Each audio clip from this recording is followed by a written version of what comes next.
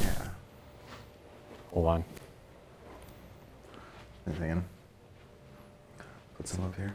Let's put some pressure real fast. Hopefully I don't embarrass myself, but I'm gonna show off my skills. Oh yeah. Hey. Oh. Didn't know that was gonna happen today. All right. Juggling apples on the pod. Very nice. I hope everybody watches the YouTube so they can see that. That's fun. Yeah. Oh, Braden. you got one with a little leaf on it on the table. Yeah. I think that's really cool. Have you ever picked apples before? Nope. Strawberries. There's a little farm out towards Marble Falls. You can go and pick stuff. Really? Yeah. Someone crazy. that's watching this, I bet, knows the name of it, but I don't. It's like Dewberry Farms or something. Somebody needs to like comment on this thing and tell us, because I would go do that. I love that. We've only picked apples. We picked apples at who's the like super prolific writer that writes a ton of novel fiction stuff? Stephen King? Stephen King. Okay. I'm pretty sure Stephen King. It's got to be Stephen King. It might be a different one that's more like that level though. Owns an orchard in Maine, and we went on a vacation to Maine and started picking apples at his orchard. That's pretty cool. We didn't eat even 1/6 of the apples That you picked? Yeah, but it was nice. Okay. It was an interesting process of just like all the different types of apples. We had like the big picking thing. Do you even know what those are? Have you seen them? They're like lacrosse sticks with claws on the end.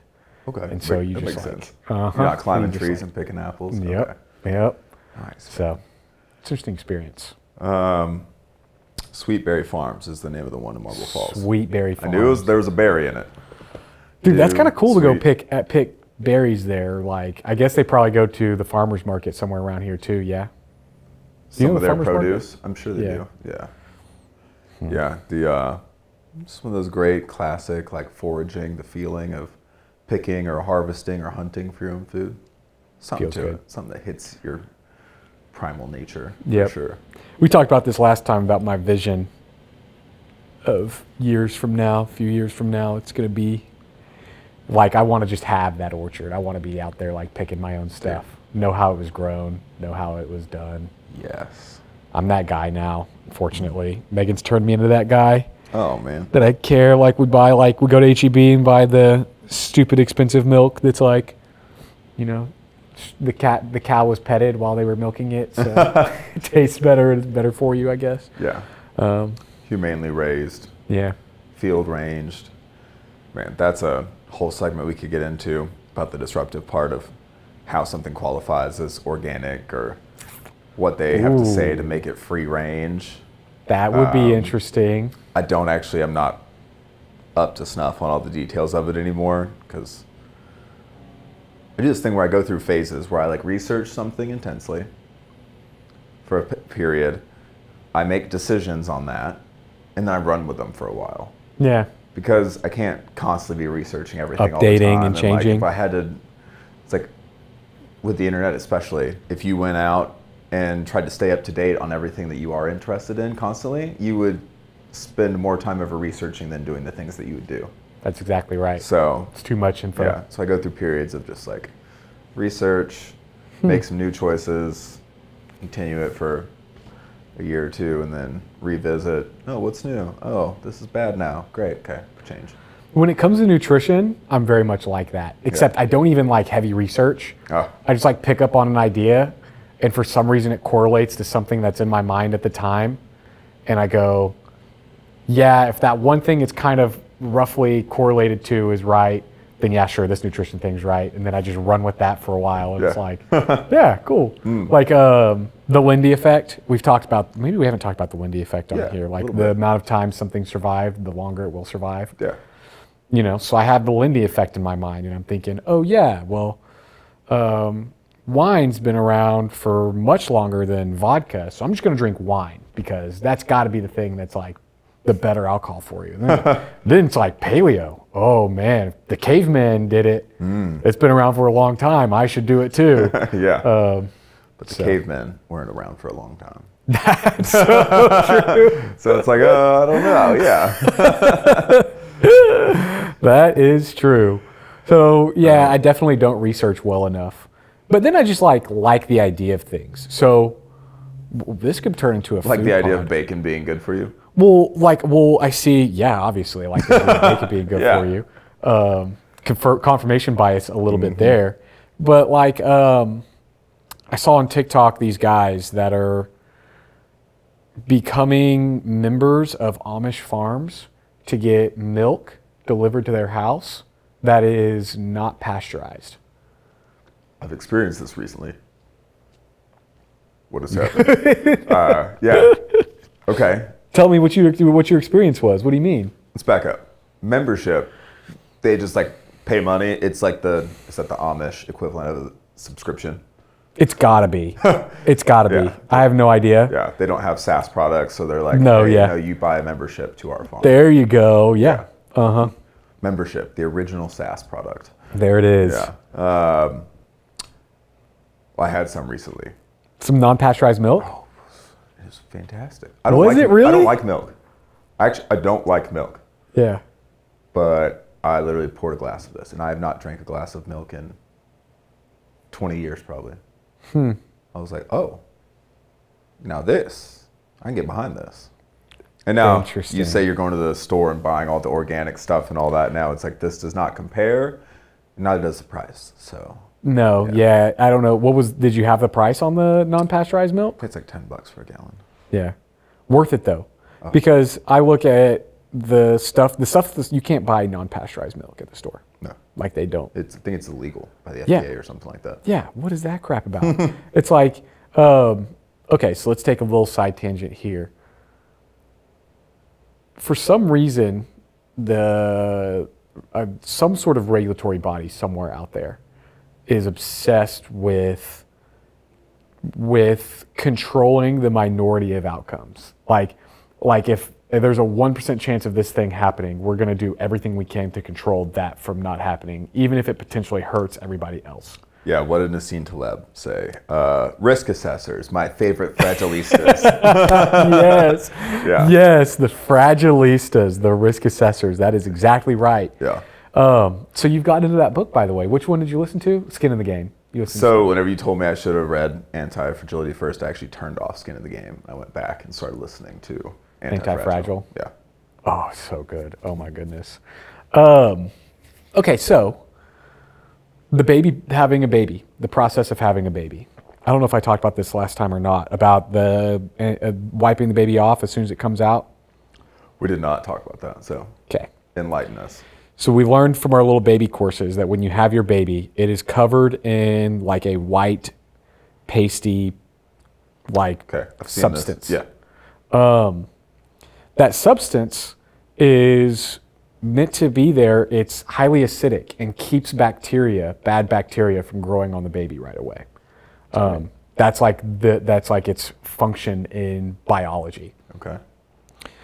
Many times now at hospitals, the first thing they do when the baby comes out is they wipe all that off. And then the second thing they do is they put antibiotic drops in its eyes. And you're like, why did you just wipe off all of the natural stuff and then add other stuff to it? Bedside photos. It's got, yeah, right. Who knows what they're like? It's hard to know what risks they're trying to control, but it's sort of like, why did you take? So I'm big on gut health lately. We've talked about this a little bit with my fiber and then probiotics and things, and pasteurized milk kills all the bacteria in it, all the probiotic in it, kills all the possible bad bacteria, but it definitely kills all the good bacteria. And it's like, we're going to kill all the bacteria just for the sake of making sure you don't have that low probability of bad bacteria. But now you don't get anything. It's like, okay, now what do I got to do? Well, I got to supplement with probiotics, or I have bad gut health. I have like apathetic milk. Yeah, like exactly. I'm not good or bad. I'm just kind of. From now on, when I have milk that's not pasteurized, I'm just gonna be like, this tastes apathetic. Yeah. Yeah. So everything's just like sterile now, and sterile's not good. It makes us weak. It makes us fragile. Yeah.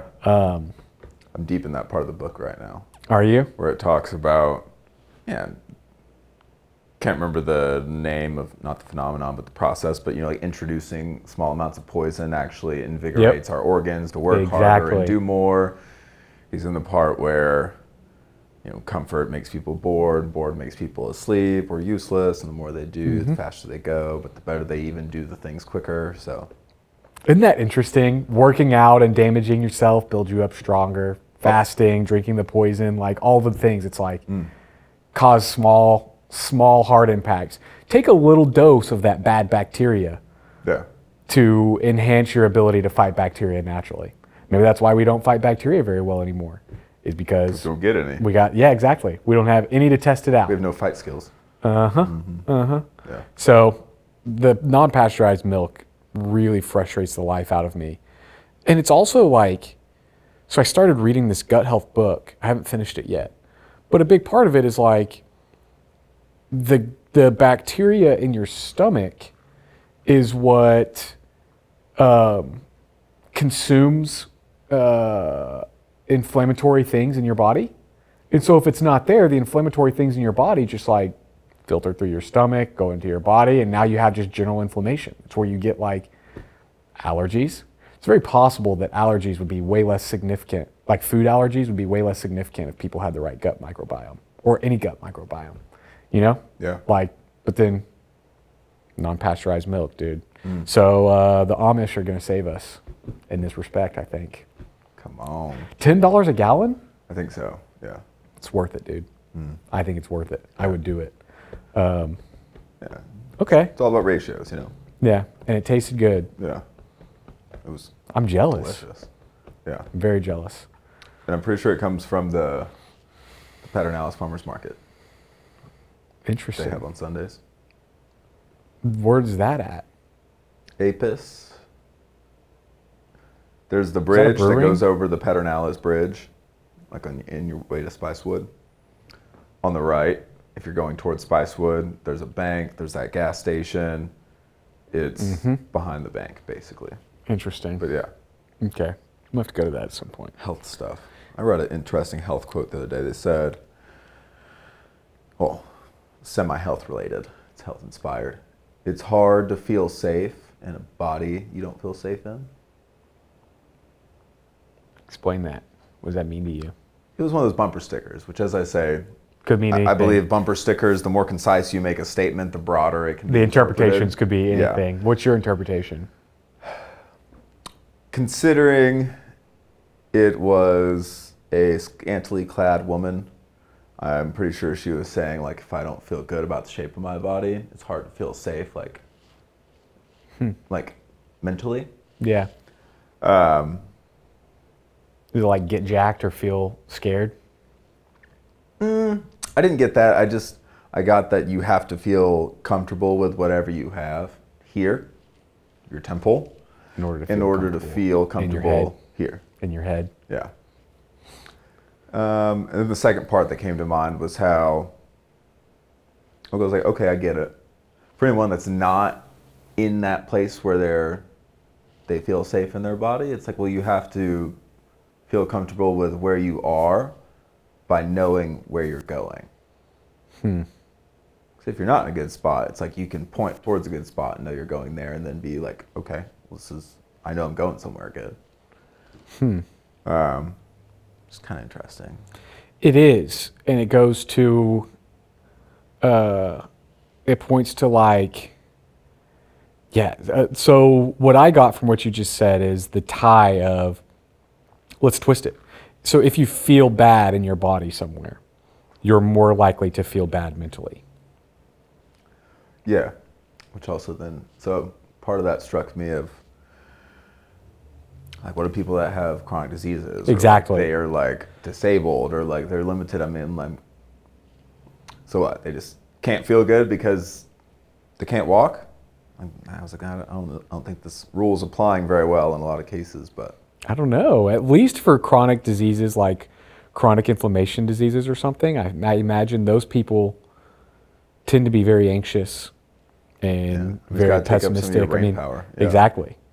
Yeah, some of your will, some of your spirit. If your stomach's constantly hurting all the time, it's all you think about. You don't think about like growth or impact or Yeah. anything good. We're in the survival mindset. What was that? The movie Lucy?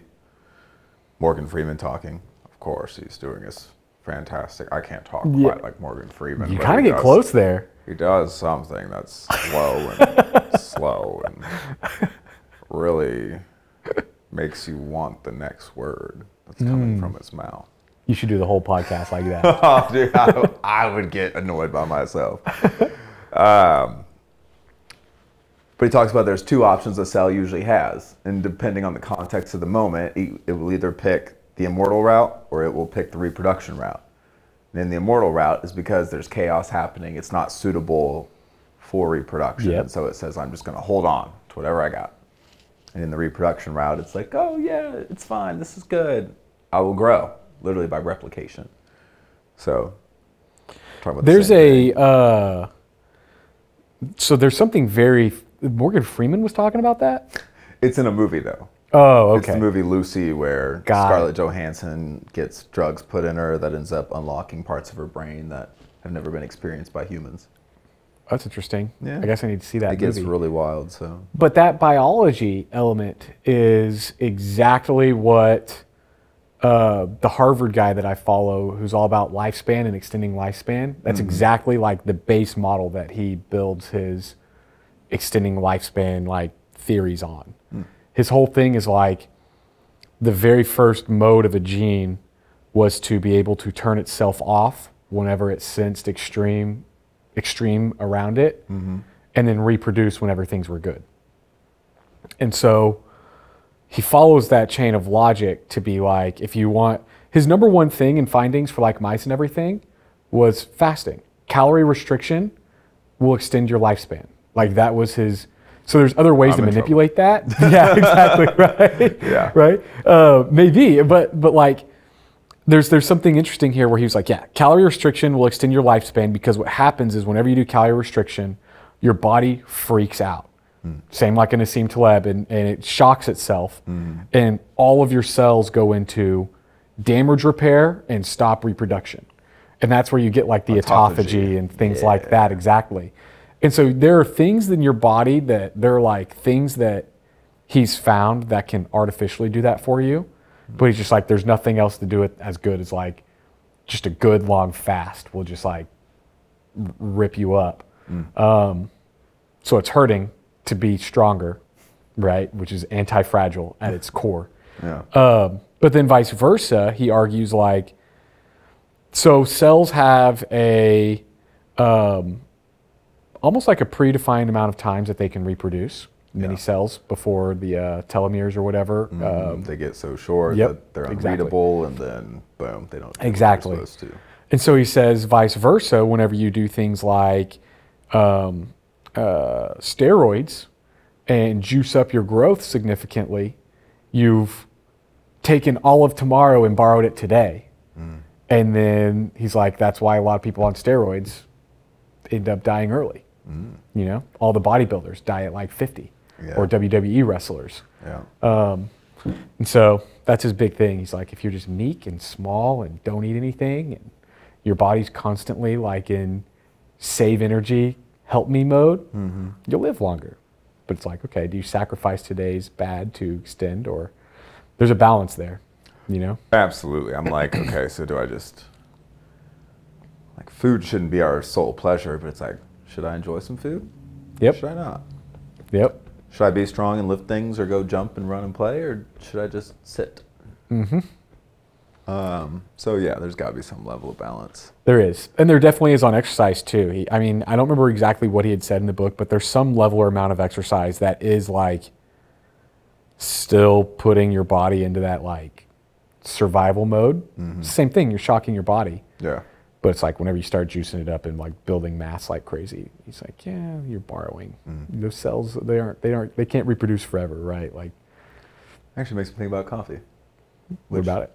Chad McGugan, CCATX Cold Brew Extraordinaire, Brewmaster. Thank you, sir. So coffee gives you energy by inhibiting your adenosine receptors. Yeah. Can't remember exactly what adenosine receptors do, but essentially all it does is then make you use energy that your body had for that day sooner. Yeah. So it's not like adding energy to your battery. It's like, hey, we're just going to crank up how much your battery uses. Yep. Or how much we're going to draw from the battery faster. That's exactly right. Yeah. It's like companies borrowing tomorrow's revenue with debt or whatever, right? Like borrowing tomorrow's money Yeah. today Yeah. to do whatever they need to do. It's Common fascinating practice today, but it is common, Yeah. and so it goes back to the definition of sin that I say all the time, which is doing what's hard today to make tomorrow better. So doing the opposite. Almost instead of borrowing from tomorrow to build things today, what if you just took away more today to build up tomorrow and make tomorrow even better? Versus sin, which is make today easier at the possible expense of tomorrow being harder. Right. So you could push it all up today and then deal with the problems tomorrow. Yeah. Matthew 27, Matthew 28. He who has what he has will be fruitful and multiply. Yeah. He who does not have, even what he has will be taken away. Yep. He who has, I have enough today to put into somewhere else. So somewhere else. And it will multiply. And it will be multiplied. If I don't have today, or if I think I don't have and I borrow from tomorrow and I try to pull it into today, what I already had today will actually go by the wayside because now I'm indebted. Yep. Now I lack. You're just setting yourself up for the bigger fall. Yeah. Sometime down the road. Mm-hmm. Anyway, It's a very interesting interpretation of that. I always read that, and I always have, every time I read that, every year when I get through that, I look at it and I have a different interpretation of what it means. And I'm like, okay, it's interesting. One interpretation that I had of it was faith. And it was like, he who has faith, more will be given to him. Right? So if you have faith and you're looking out for things, miracles around you, Yeah. it'll compound.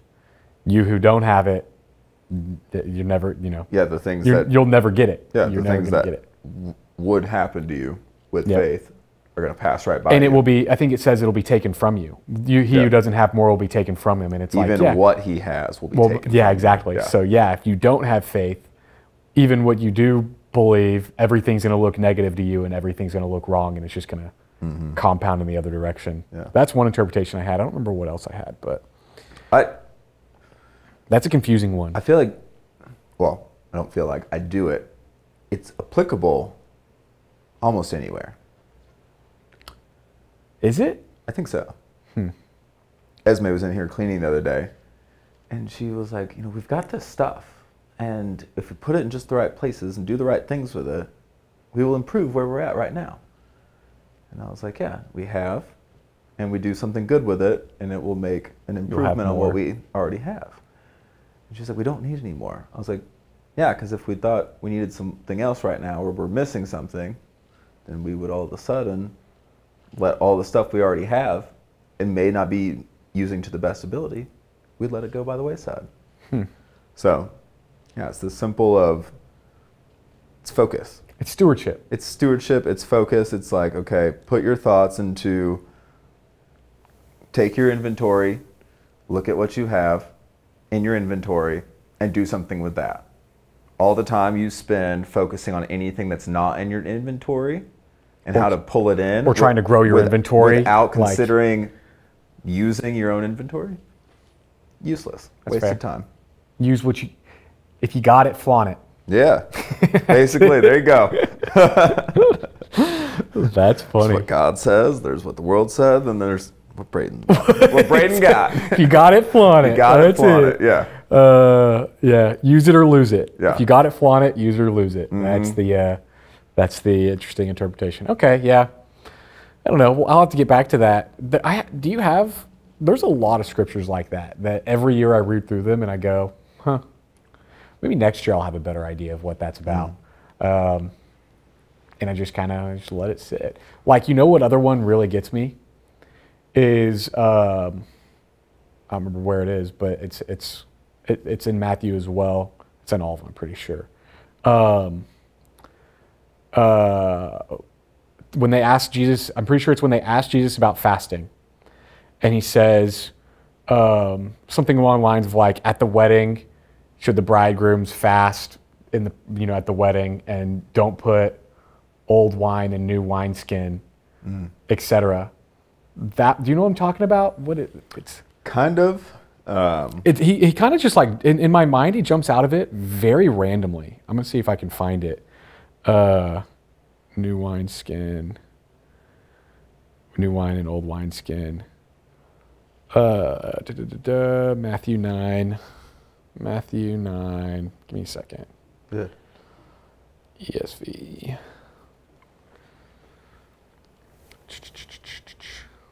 Question about fasting. It is a question about fasting, yeah. I know a lot about fasting when it comes in the Bible. Okay. So then the disciples of John came to him saying, "Why do we and the Pharisees fast, but your disciples do not fast?" And Jesus said to them, "Can the wedding guests mourn as long as the bridegroom is with them? The days will come when the bridegroom is taken away from them, and they will fast. No one puts a piece of unshrunk cloth on an old garment, for the patch tears away from the garment, and a worse tear is made. Neither is new wine put into old wineskins. If it is, the skins burst and the wine is spilled out, and the skins are destroyed. But new wine is put into fresh wineskins, and so both are preserved." I've never understood that, ever. And every time I read it, I go, I'll get there. Sounds to me like he's just saying everything has a specific place for it. And if you don't see the place for it in your life, it might not be the place. Like you might not have the place for it. Like, so he's saying, the Pharisees are saying, why must we fast and not the disciples? I hear him saying, there's a time to fast. There's a time to fast. And your time to fast doesn't have to be the time of my guy's time. You might have A lunch and we have B lunch. Like, whatever. Okay. Your appointment's at 10:30, mine's at 12. Does something similar whenever he talks about the lamp, and how the lamp doesn't go on the floor. Yeah. How it goes on here, like everything has its place and order, and you wouldn't put that there. It's just my first best crack at it. My best interpretation of it so far is that it is a parable of the new covenant, which is like you're trying to take these old rules and put them onto a new game. And the problem here is that's like putting new cloth on an old tear. Yeah. It's just going to tear. Or putting old wineskin into a new, or old wine into a new wineskin. Yeah. It ain't going to fly. Yeah. That's my best interpretation of it so far. But when I think of that interpretation, I'm like, I don't know. I guess it could be right. Like, hey, you guys are just playing by the wrong rules now. Yeah. So I don't know. Yeah. You use the rules in context. Don't just use it because you read it. Exactly. And that makes sense in my mind just because he's always like, hey, Pharisees, you guys are blowing it. Y'all are like way too up the butt of this law. Y'all are being legalistic and you're not why don't you look God. at, why don't you pay attention to what's in front of your face? Yeah. So that one makes sense to me, but still, every time I read it, I'm like, that's weird. That's weird. So I love those. Yeah. While we're on that front, last time I hinted about probabilities. And this is one that was going to be an essay. It was going to be a young adults talk. I don't think it's quite ready for a young adults talk. It's just not fully fleshed out. But again, it goes back to just like my love for the concept of probability and chance. So last time I read Ecclesiastes 9:11, which was like basically, it was basically like the race is not always to the fastest. You know, the strongest isn't always the one that wins the war. The wisest isn't always the wealthiest, but time and chance happen to them all. Okay? Yep. So that's Ecclesiastes 9:11. Then there's another one that kind of ties into this concept. That is this. I'll introduce it this way. I'll introduce it with the actual verse, and then I'll give you conceptually where it goes in my mind. So then Ecclesiastes 11:4-5 says, "He who observes the wind will not sow, and he who regards the clouds will not reap. In the morning sow your seed, and at the evening withhold not your hand, for you do not know which will prosper, this or that." And so it's like, hey, I look at it like Chicken Little Farmer. Imagine Chicken Little Farmer, who like all the farmers around him, you know, they watch him and they look at the clouds and they're like, oh, there's a storm coming. You know, if we go put our seeds on the ground, they're just going to wash away. And Chicken Little Farmer's like, go do it. And then, you know, it's time to harvest and they're saying the same thing. Maybe there's winds or whatever. And they're like, if we try and harvest, it's all going to blow away and it's not going to work. Chicken Little's like, I'm going to go do it. And the crazy thing about the Chicken Little Farmer is like steadfastness. Like no matter what, doing the same thing every time, just digging through it. Yeah. And there's something to be said about the person who's not willing to look at the clouds of the future to keep them from just like doing what they know they need to do. Yeah. And ties back into, you never know. Matthew, you don't have the clouds. You don't control It is them. the same thing. Matthew was the same they're thing. not in your inventory. Yep. Don't think about those things you don't have. What do you got? You got Yep. the seeds, you got the ground, go plant. So the Matthew one, which is also in the younger, like the block that I'd put for the Yeah. notes of it. What was, you know the Matthew one better than me because you're the one that told me at Young Adults for, it was like Matthew 6 or something, wasn't it? Where it's like, the kingdom of God is like a man who sows his seeds and goes to bed at night and doesn't think whether or not about tomorrow. Yeah, let's see.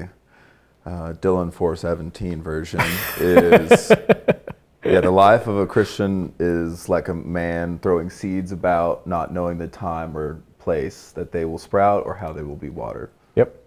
You don't know what's going to be successful, this or that, but you just go do it. Yeah. And so the whole concept of what this is forming into, and there will be an essay eventually on it, is mastering chance. Like that's the concept, is mastering chance. Because oftentimes we put ourselves in the best position we can where chance can only hurt us. The best example I guess I can give is We risk assess ourselves out of anything, of all the chances that we just can't find, or we can't predict the success in.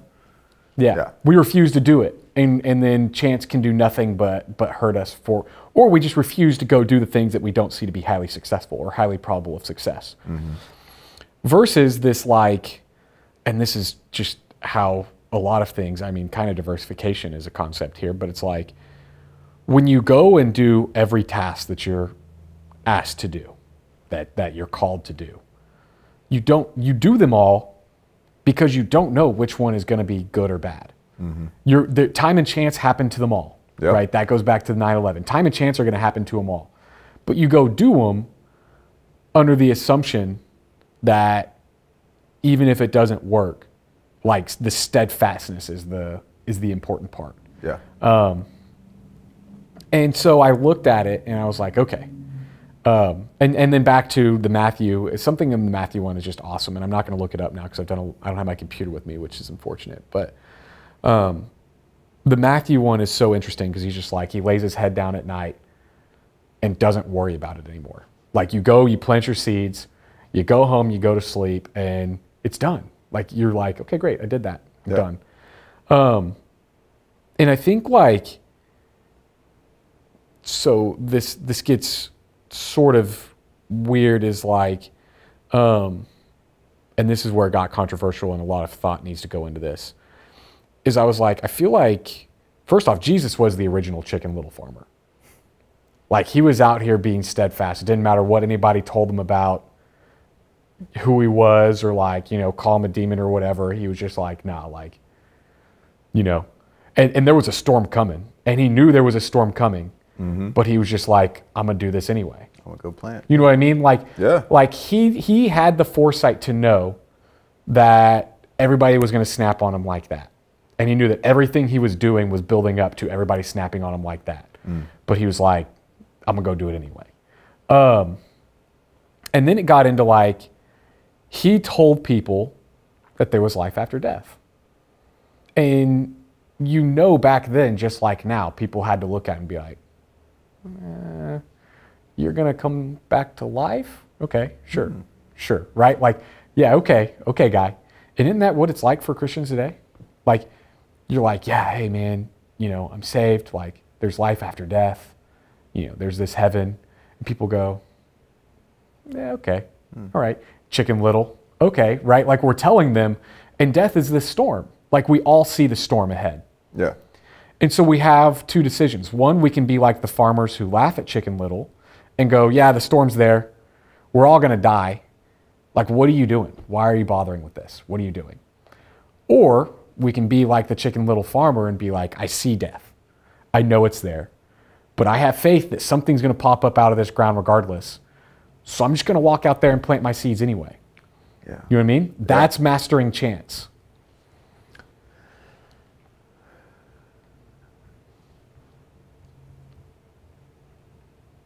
I'm thinking that what gets in the way of chance is the, couple ways to put it, but the desire for the outcome and not the process. Yes. Or AKA rewards, or like a worldly definition of what success is. Uh-huh. And all jumbled up in there. It's probably where we get lost. For sure. Hearing people always saying like, I want to follow God so I can get these rewards. It's like, oh, you don't do it just because you want to, because like you want to just be in that relationship and be in that space. Mm-hmm. It's like, oh, you just want to do it for the trophy. Yep. Oh, okay. You probably won't get it. I don't think you will ever get that trophy that you're looking for. Yep. Yeah. That's it. So they're setting themselves up looking for one trophy, Mm-hmm. and they're going to miss all the other trophies because they're looking for that one. Yeah. And it's very unlikely that that one trophy is going to come their way. Yeah. Very unlikely. Now, it does happen for some, and that was chance, right? I think in most instances that was chance. Back to the wisest person is not always the wealthiest. Yep, exactly. Yeah. Exactly. So there's just something that needs to be flushed out there, which is like, how do you conceptually, like, so I thought about prayer. And maybe you were there the night when we talked about prayer for young adults. Maybe you weren't. Mike had gone on about prayer and like what it means to pray, and use that prayer through you to facilitate the change rather than just expecting the change to happen. And I talked about, I have that concept that's like, know where you're going to die. Show me where I'm going to die so that I'll never go there. And I was like, okay, let's pretend we are the 50-year-old Christian. We've been Christians our whole life. Me and you are kind of entering the stage, but we're not quite at the stage where friends, people we know, family, whoever, are getting really, really sick or are passing away for crazy reasons or are going through really, really tough times, right? We're kind of entering that phase of life where that happens. And that's where all the praying really starts. Like, hey, pray for me. Hey, pray.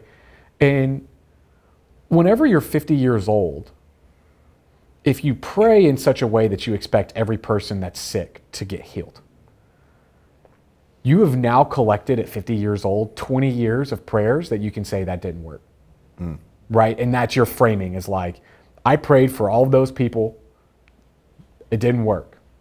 And that is a way to lose faith. Yeah. What you don't think about is like, when people see you praying through those storms, that builds their faith, right? They look at you and go, wow, he can pray through that, or he can like believe through that. I can believe through my thing too. And so they don't look at what's happening around them. They look at the outcomes of what they're planting their seed was. And they don't think like, did I make more Chicken Littles? Or, did I discourage Chicken Littles? And am I a discouraged Chicken Little now because my seeds didn't grow? You know, like there's a whole other side element of like, what are the people around you seeing while you go through that? And so where you die is if you think that the outcomes of those are important and that the seeds that are being planted, those are the seeds that are being planted and that they're going to grow into something. Because that's not the case. You'll lose your faith that way. At 50 years old, you've collected so many no's. You may have a few yeses in there. You probably will have a few yeses in there. But you'll have so many no's where it didn't work that you'll be like, nah, this isn't the game. But you're missing the actual game, which is everybody else watching you go through those. Yeah, the result or the healing of the prayer is not your trophy. Exactly. And if you think that's what your reward is, then yeah, it's going to be discouraging every time. And your trophy, in my mind, So the ultimate trophy, I mean, this was the ultimate way to convert Chicken Littles. Chicken Littles are going to be Christians from here on out. Chicken Littles is... We've moved on from sheep. Yeah, exactly. So Jesus was the ultimate Chicken Little. Yeah. And he told everybody he saw death coming. He told everybody death is coming to me, but I'm going to raise. Everybody had to have been like, no shot, but sure. Like, okay. Like low probability. Like, hey, I'm going to walk into this tornado and I'm going to plant seeds while the tornado's on the ground. And stuff is going to grow. Yeah. And then it happened. And nothing is more encouraging to the people watching Chicken Littles than to see Chicken Little go through the storm, plant the seed, in spite of everybody telling them that they're dumb, and then that thing popping off. And it's like, it doesn't matter which one pops off. If one pops off, anybody that saw you do that, they're like, oh, wow, okay, there's something there. Yeah. You know what I mean? Yeah. Trying to formulate this question kindly. Kindly. You can be mean if you need to. No, I just want to make sure the thought is well articulated and not messy.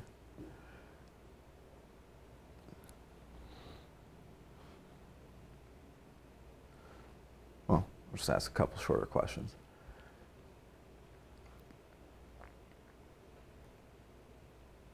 Think there's bad ways for us to pray?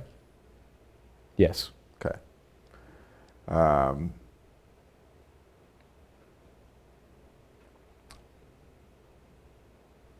I'm going to ask a loaded question. Would you agree that if we pray for something and it doesn't happen, that we weren't praying in God's name? Not necessarily. Okay. There's an element of time and chance happen to it. Okay. Maybe it's not in God's my name. mind. Maybe. Yeah, are you asking like if it didn't happen, did we pray wrong? I'm trying to uncover like what could be the causes of, like sometimes I just pray, I try to do it less now personally, but sometimes I've just prayed for the things that I want and have never checked in with God as if to consider whether or not that's even something that would be good in his kingdom or like good. It's like, I want a Ferrari to fall out of the sky. It's like, great.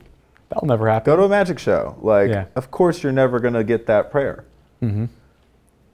There is a chance that a Ferrari will fall out of the sky in front of someone one day after they make that.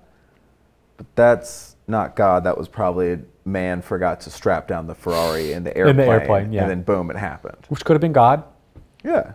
It could have. Could have been the sin of man because he was on his cell phone trying to sit Exactly. there and watch his TikToks while strapping the thing down and he didn't do it. Yep. Like, he effed up. He Yep. benefited. Like, okay. What am I trying to get to? I guess always goes back to words to me. It's important to consider how you pray. It is. Yeah. I think the element of the prayer element to it, just to kind of wrap up what we had taken from Mike's thing, was like, don't pray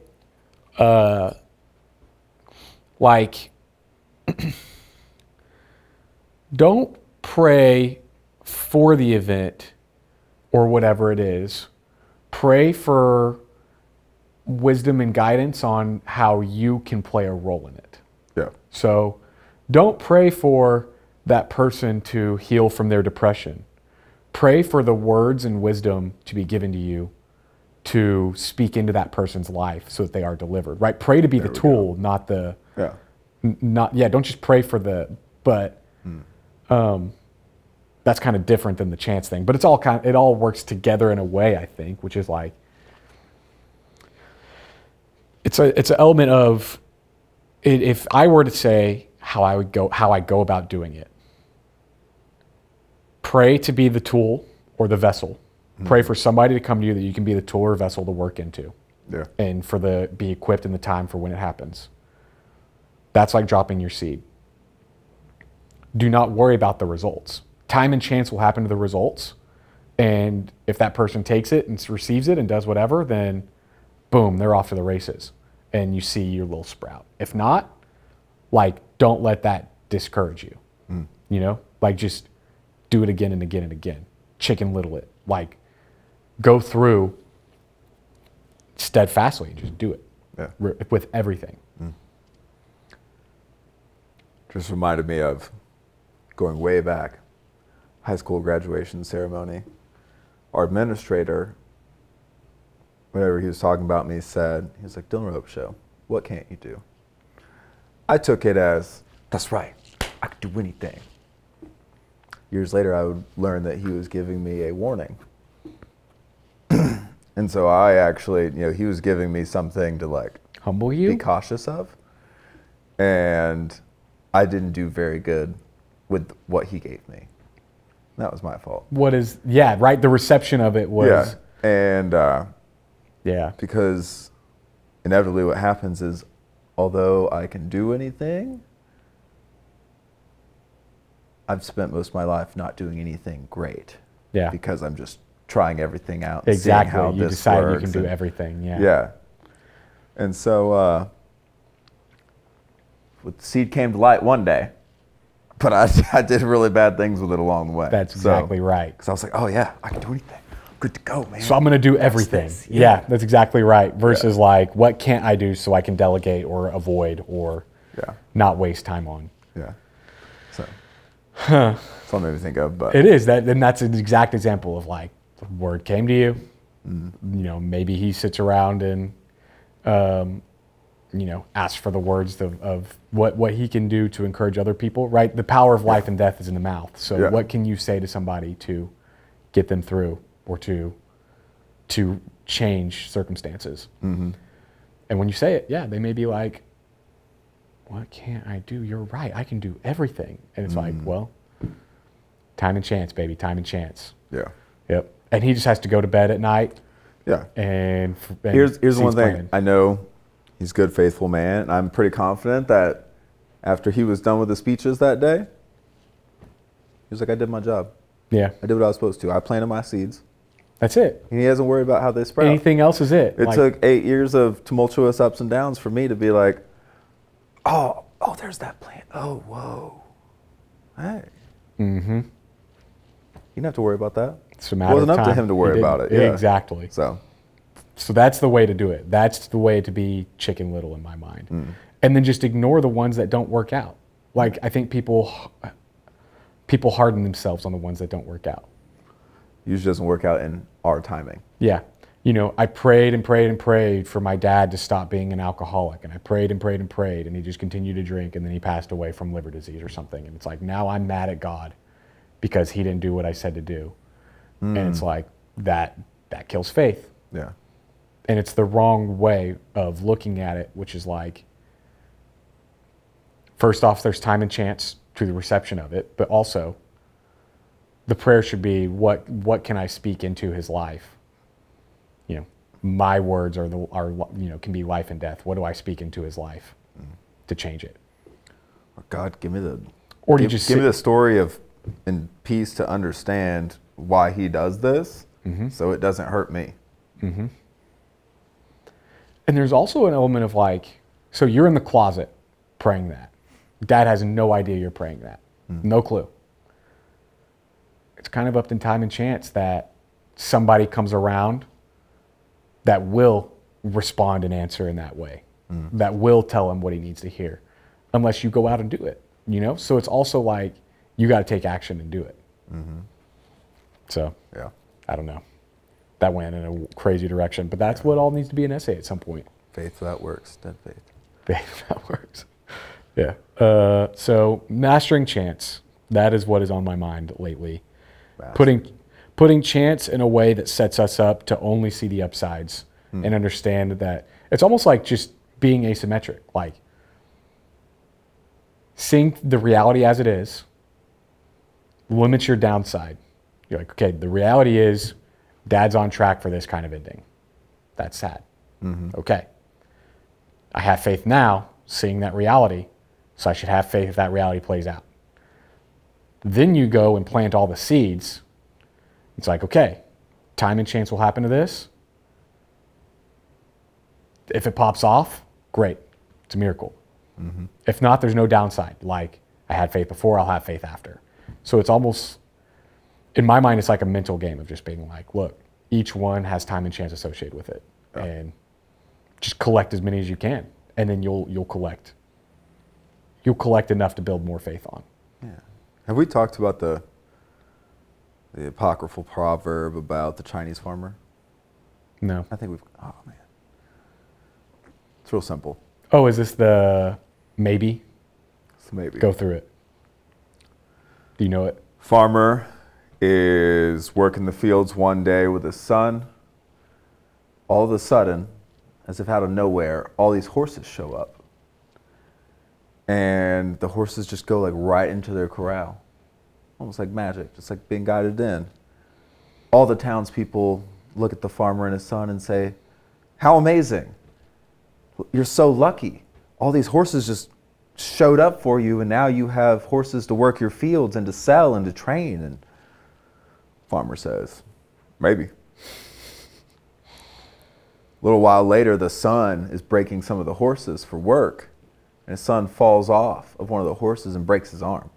And we're not talking about modern 2020 farm. We're talking about, let's just say there's not even electricity. Yeah. Okay, so this is a bad thing. You break an arm back in that day, like you could die. Yep. All the townspeople, oh my gosh, this is horrible. Your son fell off that horse. It's so bad. It's so bad. Farmer says, maybe. War in China breaks out. Generals are going town to town and collecting sons. What kind of sons do they not want? Sons with broken arms. The farmer's son is spared from going off to war. Townspeople say, oh my gosh, you're so lucky. Your son had that broken arm and he gets to stay here and he's safe and he's with you. Farmer says, maybe.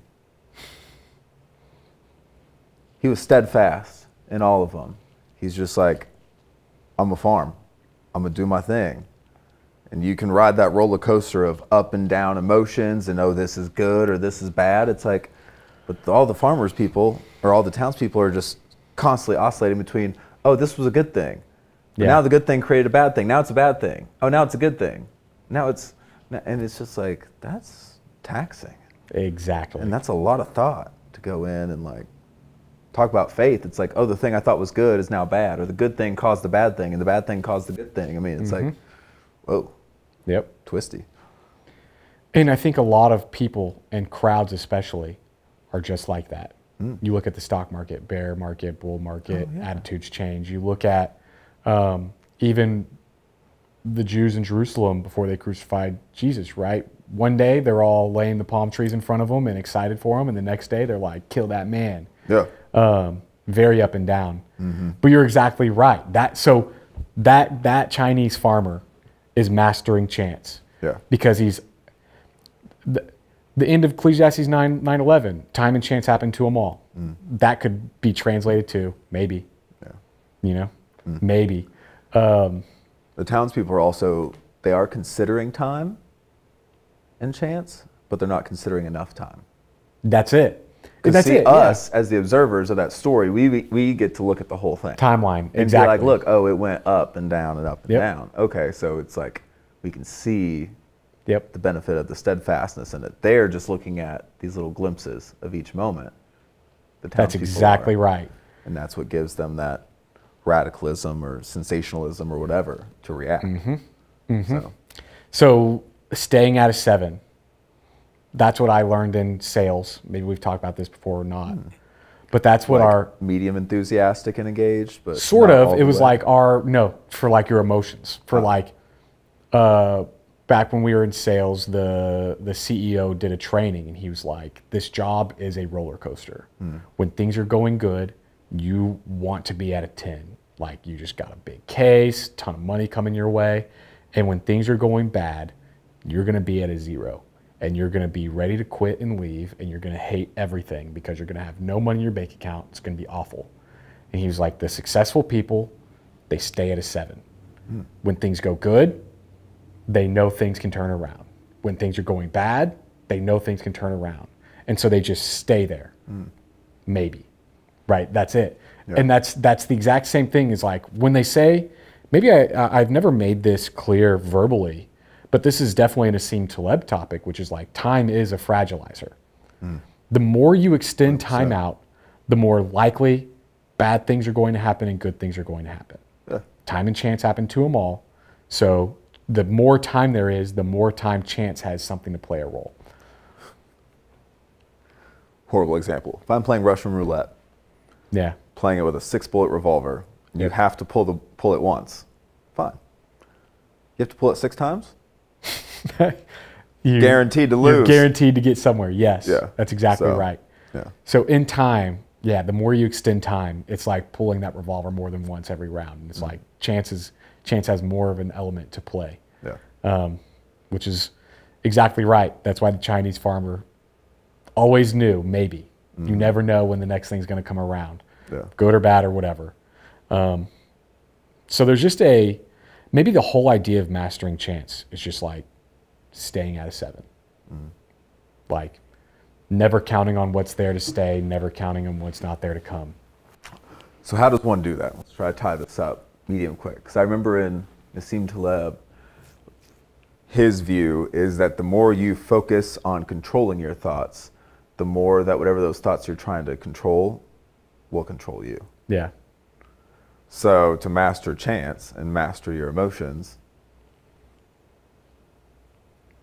the antithesis to that in my mind is literally to just spend more time on other people's emotions and things and Maybe. stuff.